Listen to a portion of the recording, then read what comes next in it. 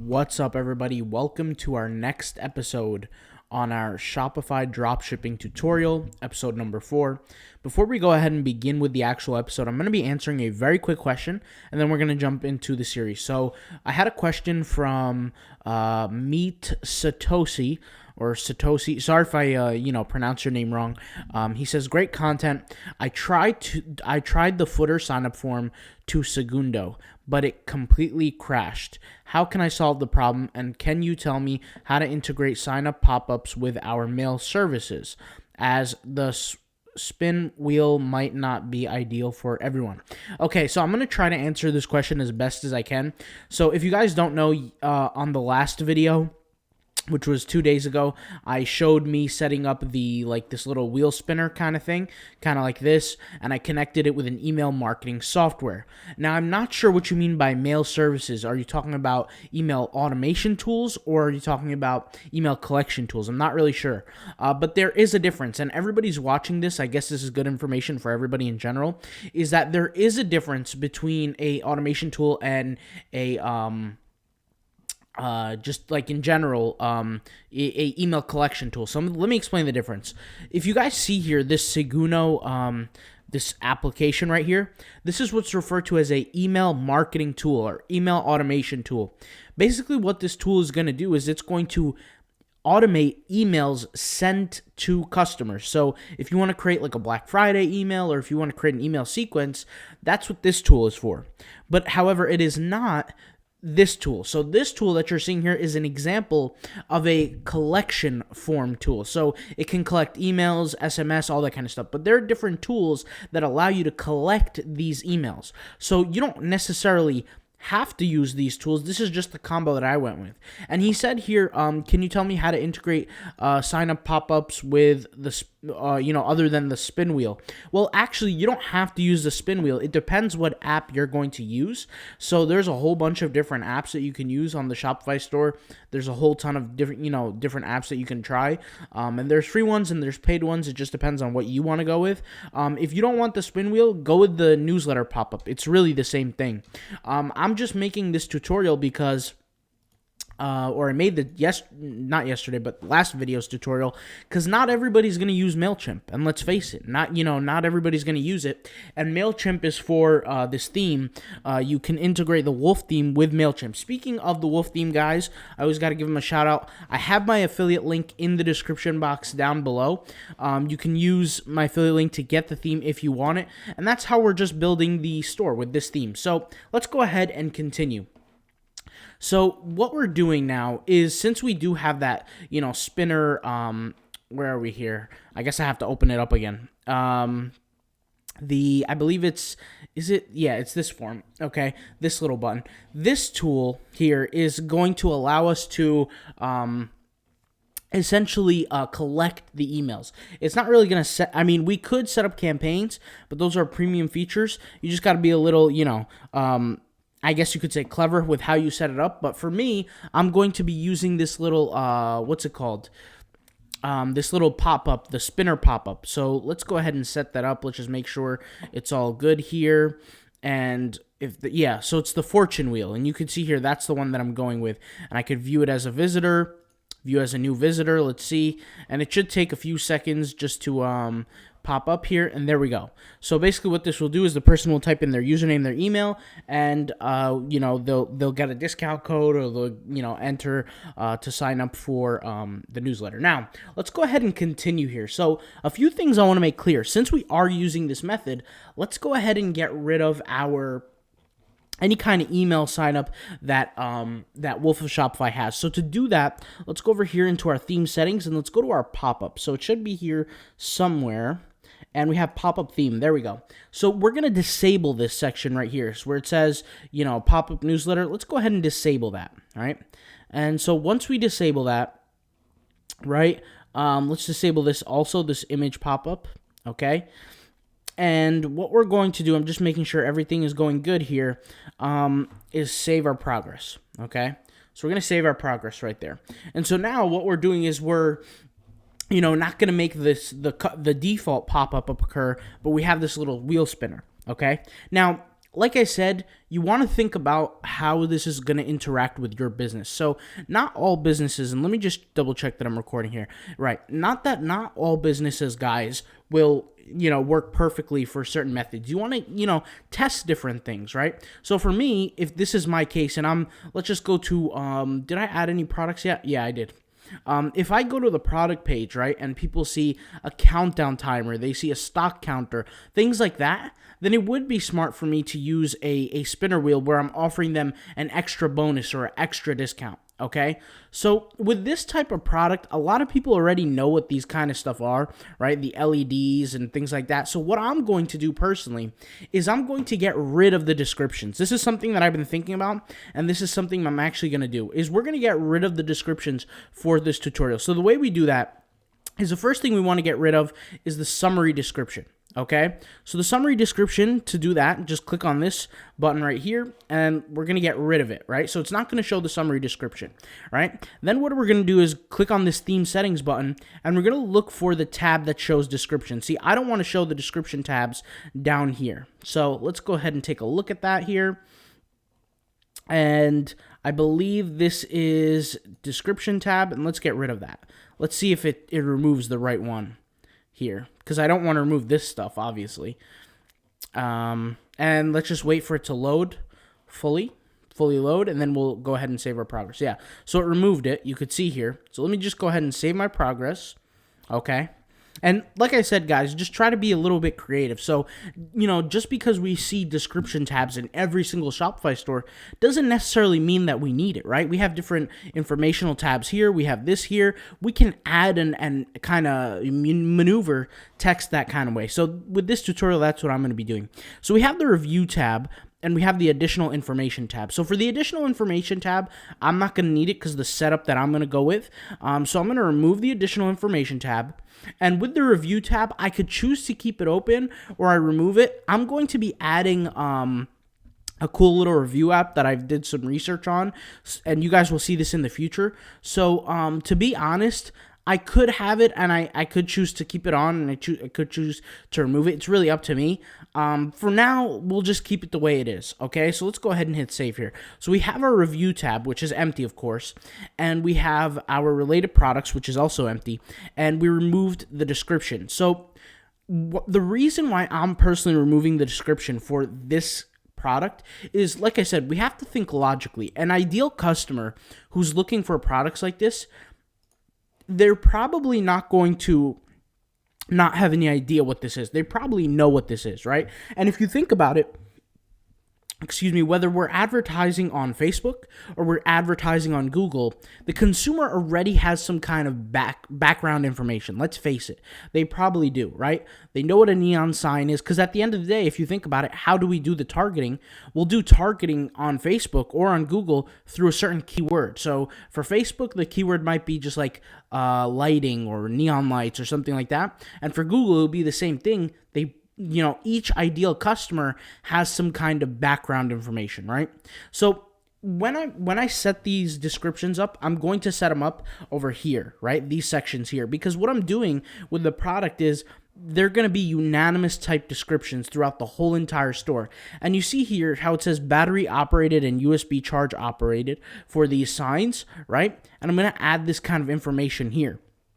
Now, what we're going to do is we're going to head back here into our home page, and we have our home page as we set up, right? All right, so what we're doing now is we're going to add a video to this video right here. Now, I'm going to just find any random video on YouTube. So let's just say I go with, let's say this one, right? And I just copy the, let's see what's required here for us. If we go, and by the way, if you guys don't know how to set up this structure here, I recommend you watch one of my past episodes. I think it might have been episode number 2 or episode number 3. I really don't remember, to be honest. So I recommend you guys check those out. But here, it's the About Us V2, and let's go ahead and add the video. So the way we're going to add the video is, I'm pretty sure there's here it is. So you can enable a video section. So we add the URL to the video right here, and so let's go over to the video, right? And let's just copy and paste this URL, right? And so let's go over to the URL, area, and let's just paste it right there, and then we'll just click on that button. So now the video is essentially added. Now what we have to do is we need to add a thumbnail. So this is the current thumbnail, this 1170x by 500. So what I'm going to do is I'm literally just going to take a screenshot of this, and I'm going to make this my thumbnail. Now, like I said, I don't recommend you guys take stuff from the internet. I recommend that you create your own content, which inherently is the problem with dropshipping. And just because I'm making a dropshipping video doesn't necessarily mean I promote dropshipping or the concept of it. If you guys have seen and been familiar with my other videos, dropshipping is not something that I sit there and brag about, right? This is 2021. You know, customers shouldn't be waiting weeks for their product, and that's just the reality of it. But you know, it is what it is. So everybody's got to start somewhere. But anyways, so now you can see the video works. So if I hit the play button, it will open up a video here, and I don't even want to let it play, but you guys get what I'm trying to say here, and you could clearly see there's a video. All right, now let me tell you guys what this video is really for. What the video ideally is for is you want to give people insight to your company, to your product, to your services, whatever it might be, right? Even if you're selling digital products, like, it really doesn't matter. But with this video structure right here is you're essentially giving people some kind of contextualization, some kind of, I don't want to say update, but you want to give them some kind of understanding about what the product is or what your company's all about, right? And so you have a section that says meet our teams with some text, and then you have like an icon here, and there's a lot more features to this about us section. Like, I can enable, a breadcrumb section right here, which is like a banner. Which I'm going to disable. I can add text right here. I could do a whole lot of things, and I can have this little explore more button, and maybe that's something that I'll keep, but for now I'm going to keep it kind of empty. And we're just going to leave it just like this. So let's go ahead and save our progress thus far. Okay. And like I said, guys, you want to just make sure and continue to make sure that your work is always, that you're always saving your work. Okay. So now let's go ahead and take a look at our blogs. So our blogs, and I'm going to say this over and over and over again, but guys, when you're creating a blog post, okay, blog posts for e-commerce stores, I know it could be kind of hard to understand, because this was one of the things that I struggled with, is that if you're going to start a business where you're drop shipping or where you're selling a physical product, your blog should serve two purposes. The first purpose is that you get some kind of traffic from Google, okay? And basically what this Google traffic does is it's essentially SEO. And if you guys don't know what SEO is, it stands for search engine optimization, right? And basically what that means is you're configuring your website in a way that's serving Google and allows Google to place you at the top of the search engine ranking. So for example, we're selling neon lights. Let's say this cloud light, right? This cloud neon light. If I wanted to succeed with Google, I could write a blog post about the cloud-shaped neon light, and that would be a whole blog post, right? So let me just show you guys what I mean by that. So let's go over here back to our store, and let's hit this blog post button, right? And what we're going to do is we're going to create our first blog post. So I'm going to call this, let's say, neon cloud light, right? And I'm going to search this keyword, and this might not even be a good keyword the way I configured it, but neon cloud light, and we're going to search some kind of blog post about it. If there is a blog post, really, I'll have to go to like page 6, but let's see here. I don't think there even is a blog post about this kind of product, but I would recommend everybody to, kind of create blog posts about your products. I've personally seen that this kind of method works, and it gives you traffic to your website, and it's beneficial. But anyways, like a lot of, and this is, like I said, this is stuff that, you're not going to hear somebody in the dropshipping world talk about this, because the dropshipping world is all about fast money, right? It's all about, succeeding quickly and making money quick. And the reality is that, that might happen to 0.5% out of the world. When I say 0.5%, I'm not even talking about 1% or 1% of the population. I'm talking about 0.5%. That idea that, you can create an ad and just blow up tomorrow is possible, but it's very, very, very rare. So I just want everybody to be aware of that, okay? So Basically what this SEO is going to do by us creating some blogs is that it's going to give us content to essentially tell Google, hey, check us out, So, and when we add more content, more written content to our website, that's going to boost us up. So I'm just going to go to Amazon here. I believe Amazon has a link for one of these. I can't even remember what page it's on. Let's go ahead and take a look. The Amazon link. And I'm just literally going to copy and paste the text that they show here. So I'm just literally going to copy and paste this as a blog post. And like I said, I don't recommend this. So I'm not telling you guys to copy and paste stuff. That's considered duplicate content. You want to create your actual own blog posts. You don't really want to copy and paste from anybody. And that's what we do. When we outsource and we hire people to write our blogs for us, that's something that you should be doing. And there are millions of times where I wrote my own blog posts. So if you guys are there writing your own blog posts, don't feel ashamed or don't feel sad or anything like that. That's a normal thing in the process, right? If you have let's say a clothing company and just like I did, write about your new fabrics that's going to be used in the clothing. Write about, how it looks on the models, what kind of clothing you're offering, the different kind of drops that you're doing.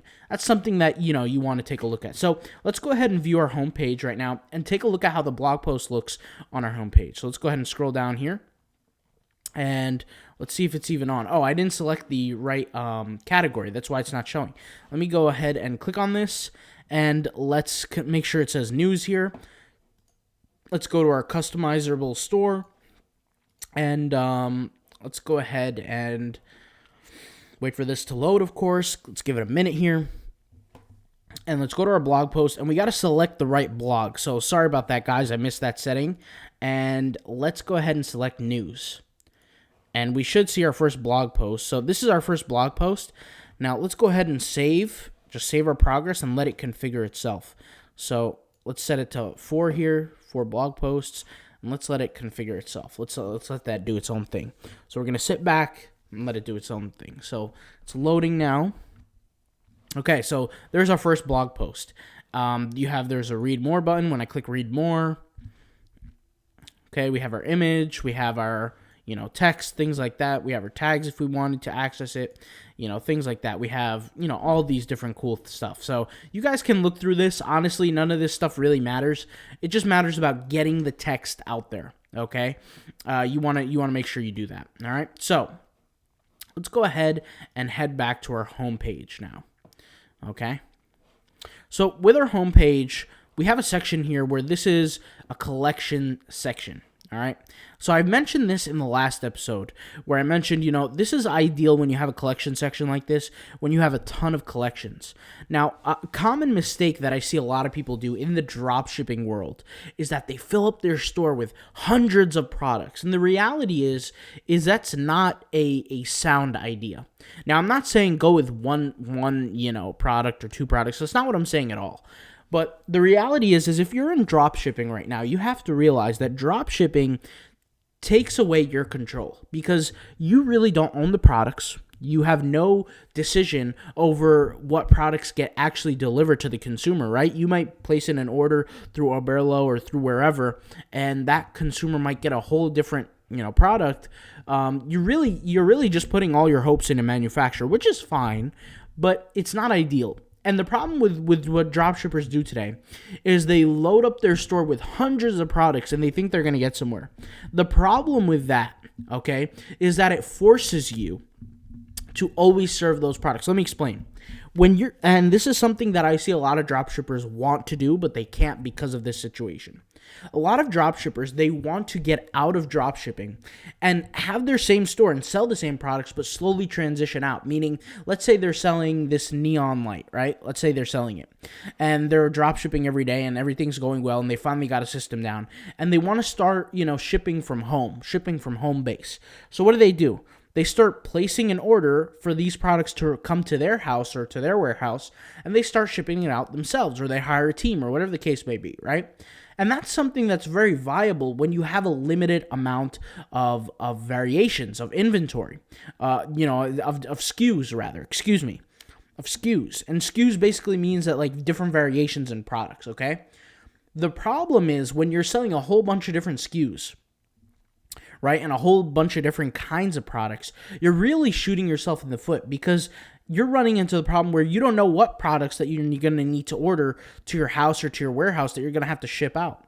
Now, you can make the argument that, yeah, you might purchase the most, highly demanded products, but what if somebody orders a product that's not in demand and you don't have it, right?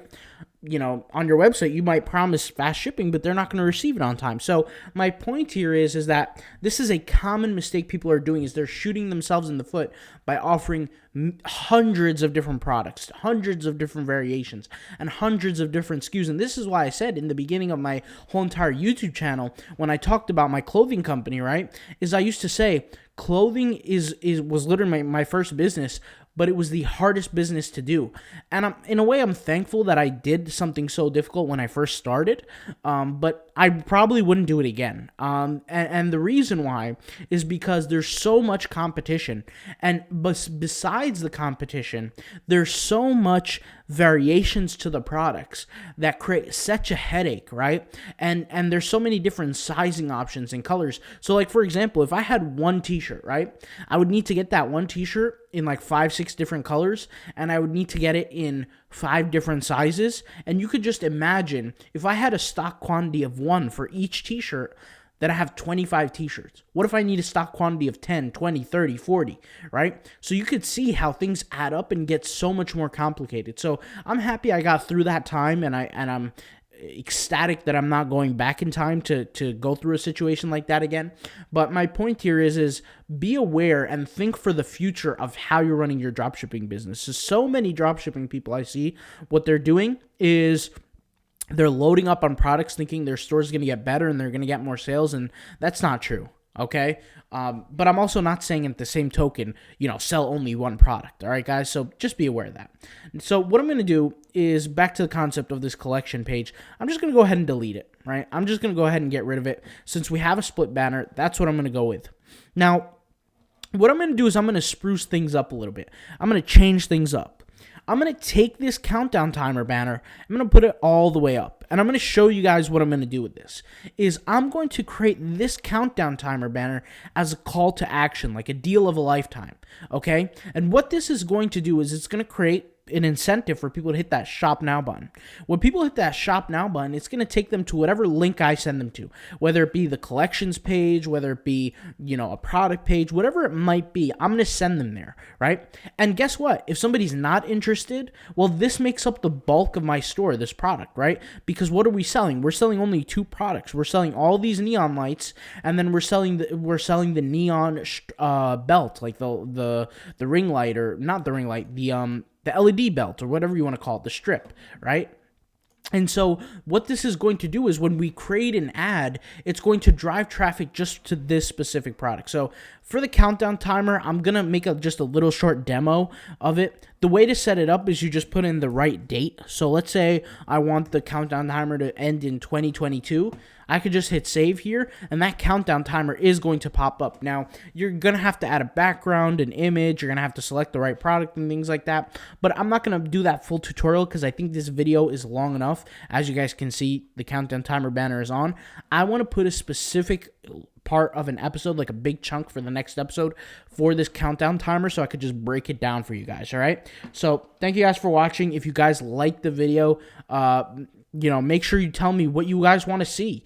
At the end of the day, I love doing YouTube, but if you guys don't tell me what you want, there's no way I could do it. So, and I'll have period of times where I'll just do Q&As where I might not answer the questions right away, and I'll just do a video where I just take everybody's questions and I just, answer them, like, what is it called? Rapid fire. So you guys let me know, and I'll